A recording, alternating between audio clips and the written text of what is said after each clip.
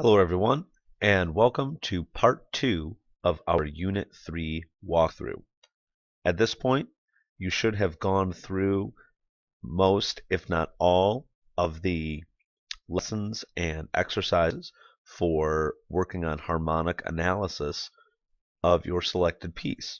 However, you will also need to do a form analysis. What exactly is a form analysis? What you're going to be doing is looking at large sections of the music typically and looking for related thematic material and showing how those sections relate to one another. Or, in another way, you're going to compare and contrast different sections of music. One of the tutorials provided here by Teoria is really great for this. Not only that, it actually shows some really excellent examples of harmonic analysis as well. So let's take a quick look at this form tutorial. Now, as soon as I click on this, I can see I have a whole lot of things here. You should know right away, it's not necessary for you to memorize all of this material. Really what you want to do is go through it, be somewhat familiar with it, so that as you are looking through your selected piece of music, you can have an idea of what to refer back to.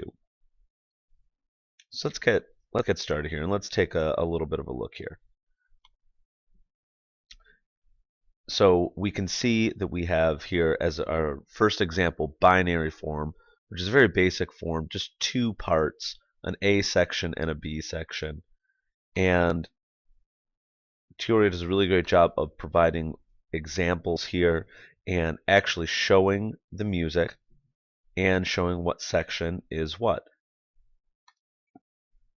Really great that it starts with binary as well, as binary is the simplest form out there.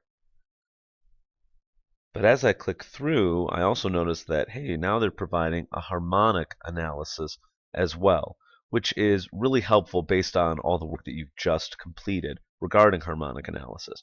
And even has a nice little feature down here where you can listen to the music and it will sort of go along with you and show you where you are.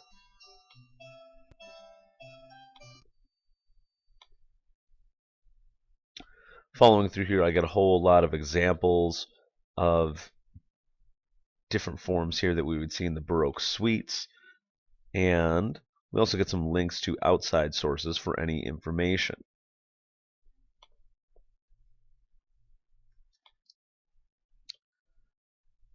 And again, we still see the example here of being able to play through, listen to the music. You can also get that more detailed harmonic analysis by clicking through, which is, again, really great for actually practicing your analysis and being able to look at this and say, okay, so I'm in the key of C minor. There's my one chord because I have the C, E flat, and the G. I have the 5/7.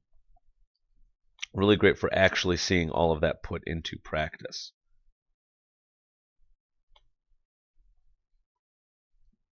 So, as you are exploring form and taking a look at the Teoria form tutorial, do go in also looking for some reinforcement on what you've done in the harmonic analysis section.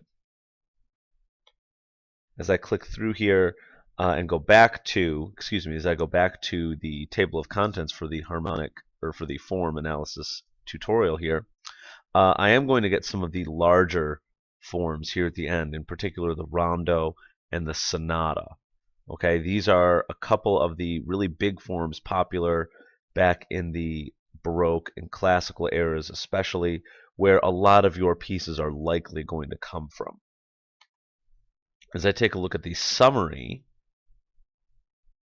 this is really great too because we can see, as we see here, visual representations of each. So if I want to see a rondo, I can see very simply, oh, hey, okay, that's what the form looks like.